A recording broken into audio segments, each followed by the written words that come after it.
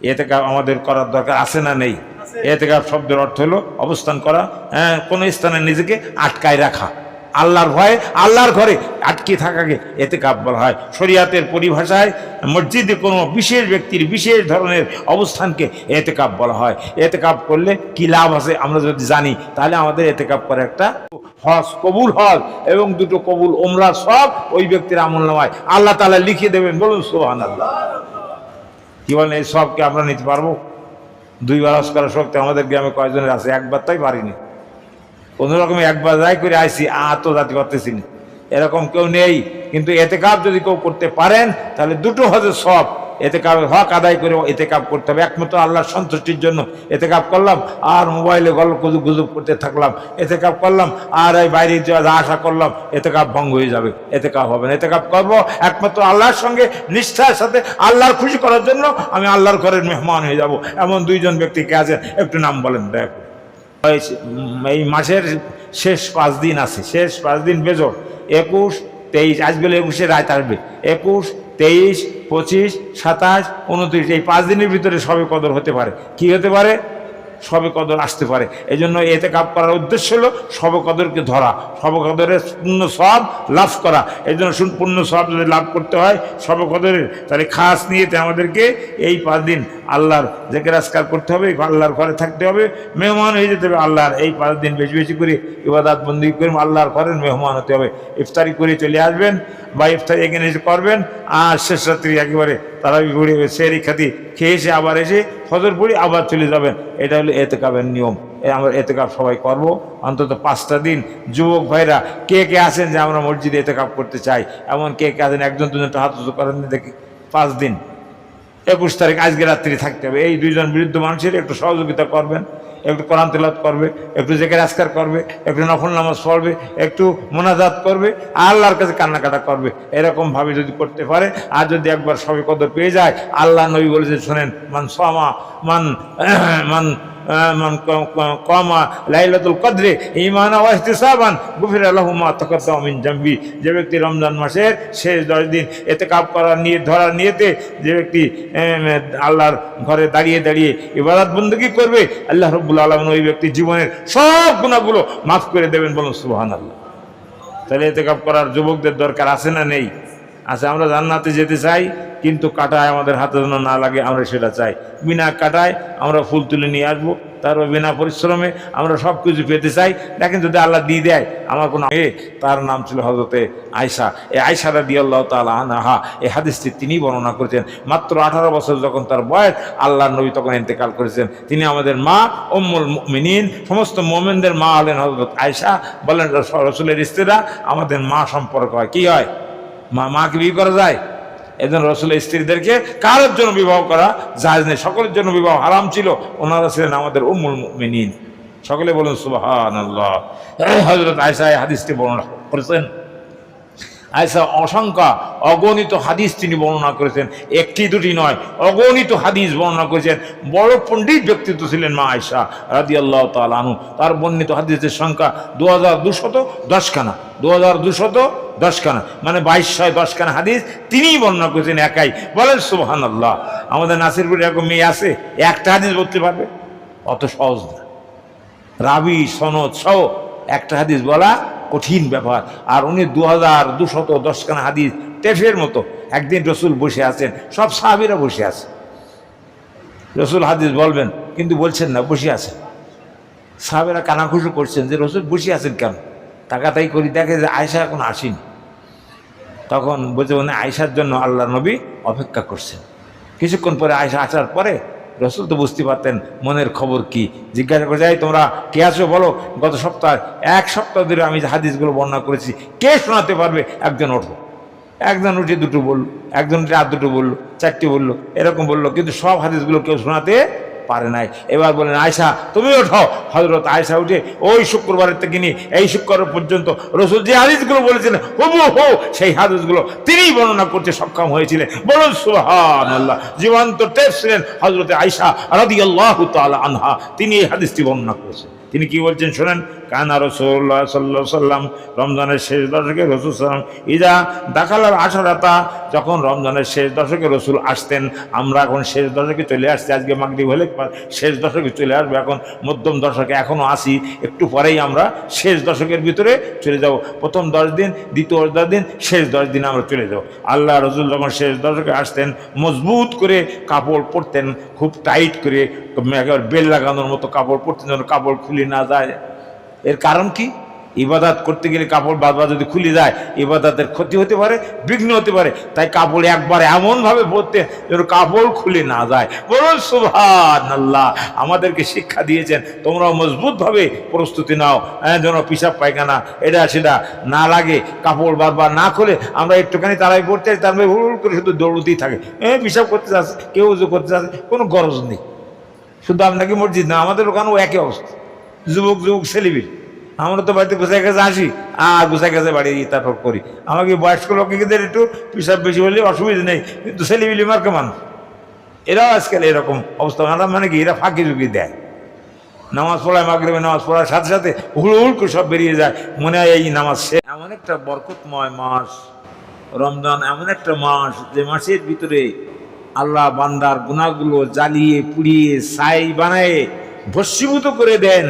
এই মাসটার নাম হলো মাহে রমজান, এই মাসটার নাম হলো শাহরুর রমাদান। বলুন সুবহানাল্লাহ। আমরা বলি মাহে রমজান, কেউ বলে রমজান মাস।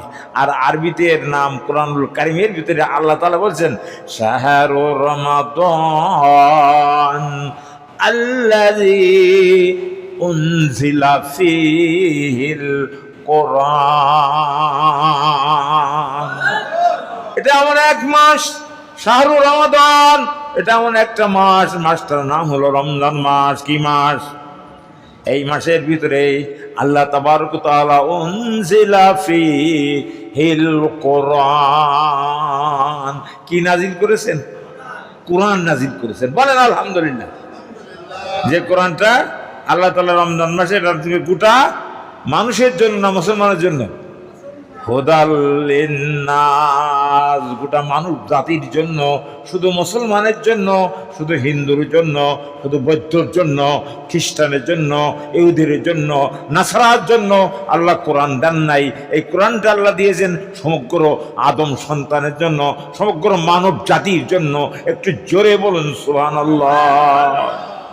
হিন্দুদের ধর্মগ্রন্থ কি, ওটার নাম যেন রামায়ণ, আরও ধর্মগ্রন্থ আছে, এগুলো ওদের যারা ওই পূজা করে ওরাই ছাড়া কেউ স্পর্শ করতে পারে না। যারা ওই ক্ষৈত্রী, তারপরে যারা ওই পূজা অর্চনা করে, ওদের কি বলে, যা মনীষী, ওনারাই পুরোহিত, তারা এগুলো স্পর্শ করতে পারে। কিন্তু আমাদের কোরআন এমন এক কিতাব, যে কিতাব সকলেই উজু অবস্থায় স্পর্শ করবে, কোনো বাধা নাই। বলেন সুবহানাল্লাহ। একটা হিন্দু যদি কোরআন ধরতে চায় ধরতে পারবে, তা নাহলে গিরিশচন্দ্র সেন একজন হিন্দু মানুষ ছিলেন। কি ছিলেন? তিনি বাংলায় প্রথমে এটার অনুবাদ করেছেন। গিরিশচন্দ্র সেন কোরআনের অনুবাদ করেছেন, গিরিশচন্দ্র সেন। তাই প্রথম যখন কেউ কেউ বলেন প্রথম উনি বাংলায় করেছেন, আমি বিশ্বাস করু, কিন্তু তাকে তো আরবি শিখতে হয়েছিল। তা নয় তিনি কী করে বাংলায় অনুবাদ করলেন? গিরিশচন্দ্র সেন। অনেক হিন্দুরা আছে কোরআন তেলাওয়াত করতে পারে, বিশ্বাস হয়। অনেক হিন্দুরা গণ্ডগোলের বছর যখন ছিল, ডিস্টারবেন্স পিরিয়ড যখন ছিল, 4 কলেমা তাদের মুখস্থ ছিল, টনটনি মুখস্থ। যখন যখন মিলিটারি ডাকতো এ দাঁড়াও, মিলিটারিরা যখন ব্রিজের কোনায় বসে ওখানে থাকতো, আর ডাকলে এ দাঁড়াও, গেল, যাওয়ার পরে বলতে কলেমা শোনাও, বাতাও तुम कौन हो? मैं मुसलमान हूँ, बस बताओ कलेमा बताओ। তখন কলমা বাতা দিত, লা ইলাহা ইল্লাল্লাহ, লা ইলাহা ইল্লাল্লাহ মুহাম্মাদুর রাসূলুল্লাহ। এই কলেমাটার নাম কি জন ভাই? কলেমায় কিরা? কলেমা তামজিদ, তৈয়বা, কলেমায় তৈয়বা, ঠিক বলেছেন, কলেমায় তৈয়বা। এরপরে আরেকটা কলেমা আছে, সেটার নাম কি? তাওহীদ।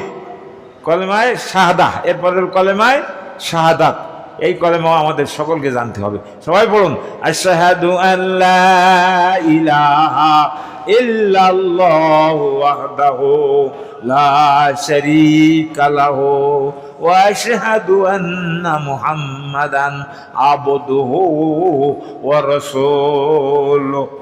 কয়টা শুনলাম? তো এইবার হয়ে গেছে শাহাদাতও হয়ে গেছে। এবার আছে কি? তাওহীদ। কলেমায় তাওহীদ, এরপরে কলেমায় তামজিদ। এই জায়গায় যে আমরা ধরা খেয়ে যাব, তাওহীদ আর তামজিদে আমরা ধরা খেয়ে যাব। বেশিরভাগ মুসলমান আমরা জানি না, কিন্তু আগেকার দিনে ওই গণ্ডগোল পিরিয়ডে হিন্দুরাও পর্যন্ত জানত। কারণ পাকিস্তানি আর্মিরা জিজ্ঞাসা করতো, ভয়তে যদি না বলতে পারে তাহলে ঠাস করে গুলি করে দেবে। এই মৃত্যুর ভয়তে তারা এই 4 কলেমা শিখেছিল। আমাদের তো ভয়টাই নেই কিছু, আমাদের জানাও দরকার নেই। তাওহীদটা আমরা পড়লাম, কলেমা তৈয়ব পড়লাম, কলেমা শাহাদাত পড়লাম, এবার তাওহীদটা শোনেন। আজকে আবার নতুন করে আরম্ভ করেন মুসলমানি কায়দা, রমজান মাসে শুরু করেন।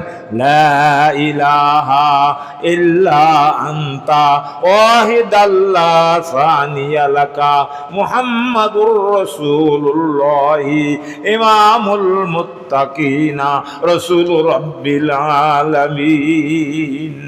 কলেমায়ে তামজিদ ৪৪ নম্বর কলেমায় তাওহীদ হয়ে গেল। কলেমায়ে তৈয়ব, কলেমায়ে শাহাদাত, কলেমায়ে তাওহীদ, এবার হলো কলেমায়ে তামজিদ। লা ইলাহা ইল্লা আনতা নূরান ইয়াহদিয়াল্লাহু লিনূরিহি মাইয়াশা মুহাম্মাদুর রাসূলুল্লাহি ইমামুল মুরসালিনা ওয়া খাতামান নাবিয়্যিন। আল্লাহু আকবার। এই 4 কলেমা মুখস্থ করতে হবে সবাইকে। এরপরে আছে দুটো ঈমান, একটা ঈমানে মুজমাল, একটা ঈমানে মুফাসসাল। মনে আছে আপনাদের? ঈমানে মুজমাল এবার পড়েন। আমানতু বিল্লাহি কামা হুয়া বিআসমাইহি ওয়া সিফাতিহি ওয়া ক্বাবালতু জামিয়া আহকামিহি ওয়া আরকানিহি। এবার ইমানে মুফাসসাল, বিস্তারিত ইমান। আমানতু বিল্লাহি ওয়া মালাইকাতিহি ওয়া কুতুবিহি ওয়া রাসূলিহি ওয়াল ইয়াউমিল আখিরি ওয়াল কদরি খাইরিহি ওয়া শাররিহি মিনাল্লাহি তাআলা ওয়াল বাস বাদাল মাউত। আমরা তো পড়তেও পারি না, আমি পড়াচ্ছি তা আপনারা পড়তেছেন না, তাহলে কি করে শিখবেন বলেন? দাদির কাছে, নানির কাছে ছোটবেলায় শুনেছিলাম, যদি দুধের ভিতরে পিঁপড়ে পড়ে আর ওই পিঁপড়ের সময় দুধ খাওয়া যায় তাহলে সাঁতার শেখা যায়। শুনেছেন না আপনারা এই কথা? দাদি নাদিরা বলতো। কিন্তু আমি পুকুরে কোনোদিন গেলাম না, শুধু পিঁপড়ির গাদা সব খেয়ে ফেলে দিলাম। বলেন সাঁতার শিখতে পারবো? আমি মোটে মুখ বের খুললাম না, আর ওদের খালি পড়িয়েই গেল। তাহলে কি আমরা শিখতে পারবো? আমাদেরকে শিখতে হলে নিজেদেরকে মুখ খুলে লজ্জাহীন অবস্থা আমাদেরকে চেষ্টা করতে হবে, সাধনা করতে হবে, মাথার ভিতরে আনার চেষ্টা করতে হবে, হুজুরের কাছে যে শিখতে হবে। একবার শুনলে শেখা যাবে না, এই জন্য আমাদের শেখার আগ্রহ থাকতে হবে। বন্ধুরা আমার, আজকে পবিত্র রমজানুল মোবারকের ৩য় জুমা, আল্লাহ রাব্বুল আলামিন আমাদেরকে এই জুমায় আসার জন্য যে তৌফিক দিয়েছেন, এর জন্য আমরা খুশি না বেজার? জোরে সরে বলেন আলহামদুলিল্লাহ। আমার আল্লাহ তাআলা আমাদেরকে বলছেন যে এই কোরআনকে আল্লাহ তাআলা মানব জাতির জীবন বিধান হিসাবে, হুদাল লিন্নাস, মানব জাতির জন্য আল্লাহ তাআলা এটাকে পাঠিয়ে দিয়েছেন। সমস্ত মানুষ যারা কোরআনের কাছে যাবে তারাই হিদায়াত লাভ করবে। বলুন সুবহানাল্লাহ। কোরআনের কাছে যে যা চাওয়া হবে কোরআন তাই দিয়ে দেবে। কোরআন এই রমজানের মাসের, এই কোরআনের কারণে এই রমজান মাসের দাম আল্লাহ তাআলা সব থেকে বেশি করে দিয়েছেন। বলুন সুবহানাল্লাহ। রমজানের নামটাও আল্লাহ তাআলা কোরআনে দিয়ে দিয়েছেন, শাহরু রমাদান। রমাদান মানে হলো রমজান মাস। শাহরু রমাদান আল্লাযী উনজিলা ফীহিল কোরআন। এটা হলো সেই মাস যে রমজান মাসে আল্লাহ তাআলা কোরআন নাজিল করেছেন, যার কারণে এই মাসের দাম বেড়ে গেছে অন্য মাসের থেকে। রমজান মাসের দাম কম না বেশি? অন্য মাসে যদি 1 টাকা দান করেন, অন্য মাসে 1 টাকারই সব পাওয়া যায়। বলেন রমজান মাসে যদি 1 টাকা দান করে দেন কত টাকা সব পাওয়া যাবে? 70 টাকা সব। তাহলে দাম বেশি না কম? রমজান মাসে যদি একটা খতম যদি কেউ পড়তে পারে, অন্য মাসে 70 খতম পড়া সব তার আমল নামে আমার আল্লাহ দিয়ে দেবেন, বলুন সুবহানাল্লাহ। রমজান মাসের ভিতরে যদি কেউ 2 রাকাত নফল নামাজ পড়ে, অন্য মাসে 2 রাকাত ফরজ নামাজ পড়া সব দিয়ে দেবেন, বলুন সুবহানাল্লাহ।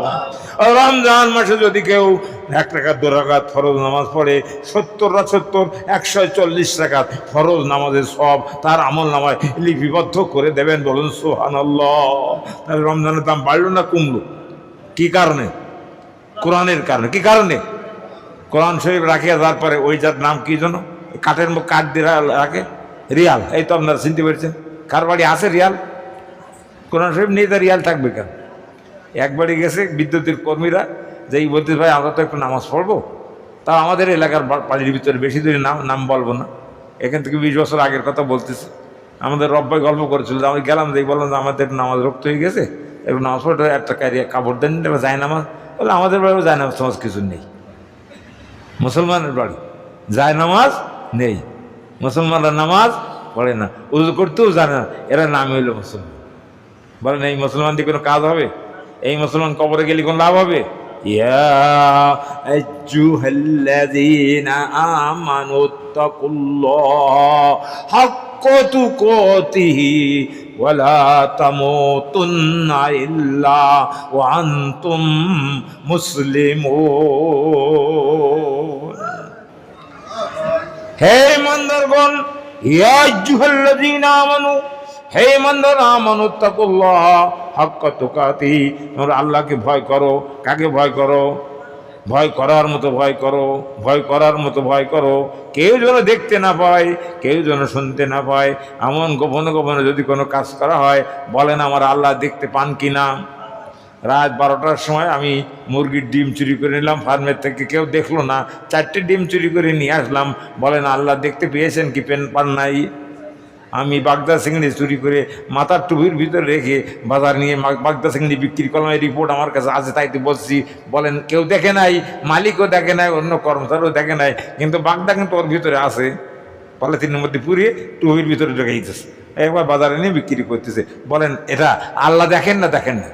ওয়াইন তুবদু মা ফি আনফুসিকুম আও তুখফুহু ইউহাসিবুকুম বিহিল্লাহ। ওয়াইন তুবদু মা ফি আনফুসিকুম, তুমি গোপনে যা কিছু করো না কেন, রাতের অন্ধকারে যা কিছু করো না কেন, প্রকাশ্যে যা কিছু করো না কেন, মানুষের সামনে যা করো, মানুষের অগোচরে যা করো, সব কিছু পুঙ্খানুপুঙ্খানুরূপে আমার আল্লাহর রাডারে, আল্লাহর এতে সব কিছু ধরা পড়ে যাবে। বলুন সুবহানাল্লাহ। আল্লাহ তাআলা ধরার জন্য 2 জন করে ফেরেশতা প্রত্যেক মানুষের কাঁধে রেখে দিয়েছেন। এই ফেরেশতাগুলো সব টেপ করতে থাকে। আমি যে কথাগুলো বলছি টেপ হচ্ছে, ওই দেখেন টেপ হচ্ছে, আপনারাও বসে আছেন, টেপ হচ্ছে। এই টেপগুলো কিয়ামতের ময়দানে যখন আল্লাহ তাআলা অন করে দেবেন, সঙ্গে সঙ্গে এই কথাগুলো, আমার মুখের কথাগুলো সব বের হতে থাকবে। আমি একটাও অস্বীকার করার উপায় সেদিন থাকবে না। আমি বলি নাই, একথা বলার কোনো উপায় থাকবে না। আল্লাহ তাআলা নিজে বলছেন, আল-ইয়াউমা নাখতিমু আলা আফওয়াহিহিম ওয়া তুকাল্লিমুনা আইদিহিম وتشهد أرجلهم بما كانوا يكسبون। ওই দিনের কথা তোমরা স্মরণ করো, যেদিন তোমাদের মুখে সিলাপ মেরে দেওয়া হবে, মুখে গালা লাগাই দেওয়া হবে, টেপ মেরে দেওয়া হবে, সেলাই করে দেওয়া হবে, মুখ দিয়ে কোনো কথা বলতে পারবে না। সেই কিয়ামতের দিনের কথা তোমরা একটু স্মরণ রাখো।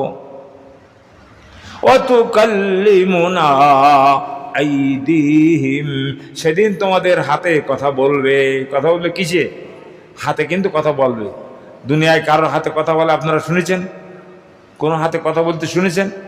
তার মানে কি হাতের কথা বলা অভ্যাস না, ওটা হাতের কাজ নয়।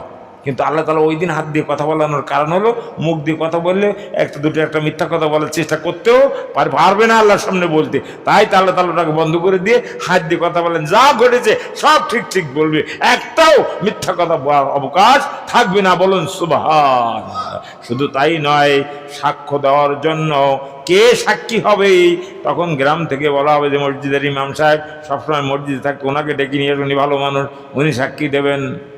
ইমামরা কি ভালো? তাহলে মেম্বারকে ডেকে নিয়ে আসা হবে, নইলে চেয়ারম্যানকে ডেকে নিয়ে আসা হবে, এদেরকে সাক্ষী দেওয়া যায় এই কাজটা করেছিল কিনা সাক্ষী দাও। আল্লাহ কি তাই করবেন? কি করবেন? সেদিন তোমাদের পদযুগল মানে পা, রেজলুন মানে পা, তোমাদের পদদয় সেদিন আল্লাহর দরবারে সব একটা একটা করে বলতে থাকবে, রাত 12টার সময় এই কাজ করেছিল, হ্যাঁ অমুক জায়গায় এই কাজ করেছিল, অমুক জায়গায় অবকাশটা করেছিল, কে এই ভালো কাজ রাত্রিবেলা উঠে তাহাজ্জুদের নামাজ পড়েছিল দেখেন কে, আবার খারাপ কাজ করলো দেখেন কে। আল্লাহর চোখ থেকে ফাঁকি দেওয়া যাবে না। বন্ধুরা আমার, করা ধন্না দ্বারা কোনো দরবারে পড়ে থাকা, এটার নাম হলো এতেকাব। আল্লাহর ঘরে পড়ে থাকা, এটা হলো আল্লাহর এতেকাব। এই এতেকাব করাটা, রমজানের শেষ 10 দিন এতেকাব করাটা সুন্নতে মুআক্কাদায়ে কিফায়া, সুন্নতে মুআক্কাদায়ে কিফায়া। আর একটা এতেকাব আছে ওয়াজিব এতেকাব, সেটা হলো যদি কেউ মানত করে, আল্লাহ আমার এই কঠিন ব্যাধি হয়েছে, কি আমার ছেলের এই কঠিন ব্যাধি হয়েছে, যদি তুমি ভালো করে দাও আমি 5 দিন মসজিদে এতেকাব করবো, ওই এতেকাব করাটা হলো ওয়াজিব। আর এই এতেকাব করা হলো কি, আর এমনি নফল এতেকাব, আমরা আসলাম রাত্রিবেলা একটু থাকলাম 2-4 ঘন্টা, কি 1 রাত থাকলাম, বেজোর রাতটা থাকলাম, 5 দিন বেজোর রাত থাকলাম, ওই সময় নিয়ত করলাম আমরা এতেকাবে, নিয়ত করে যদি বেজোর রাতগুলো থাকি, এটা আমাদের জন্য সুন্নত এতেকাব হবে না, এটা আমার জন্য নফল এতেকাব হবে, এটাও এটা সওয়াবের কাজ। বলুন সুবহানাল্লাহ। তাহলে এতেকাব করা খুবই দরকার, আছে না নাই? আছে। এতেকাব করলে কি লাভ হবে এটা যদি মানুষ না জানে, তাহলে কি এতেকাব করবে? এতেকাব করতে হলে খুব মজবুতভাবে আল্লাহ রাসূল রমজানের শেষ 10 দিন এতেকাব করার জন্য এবং শেষ 10 দিনকে ধরে রাখার জন্য, আনা আয়েশা, হযরত আয়েশা থেকে একটি হাদিস বর্ণিত আছে, ক্বালাত কানা রাসূলুল্লাহ ইযা দাখালাল আশরা শাদ্দি মিজারাহু আহা আইকাদা আহলাহু, রাওয়াহুল বুখারী, বুখারী শরীফের একটি হাদিস আমি আপনাদের সামনে বললাম। আল্লাহ নবীর স্ত্রী হযরত আয়েশা থেকে হাদিসটি বর্ণিত। আল্লাহ নবীর সর্বকনিষ্ঠ স্ত্রী হযরত আয়েশা থেকে এই হাদিসটি বর্ণিত। আপনারা জানেন আল্লাহ নবীর স্ত্রী আয়েশার বয়স কত ছিল? কেউ জানেন না? হায় হায়, আজকে শিখে নেন। হ্যাঁ, 6 অথবা 7 বছর বয়স ওনার বিবাহ হয়েছিল, 9 বছর বয়সে তিনি আল্লাহ নবীর ঘরে এনে গিয়েছিলেন বিবি হিসাবে। এই কয় বছর তিনি তার বাপের বাড়িতে ছিলেন। বলেন সুবহানাল্লাহ। এতটুকু বয়সে, অল্প বয়সে বিয়ে হয়েছিল, তখন রসুলের বয়স মাত্র 52 বছর। ক বছর?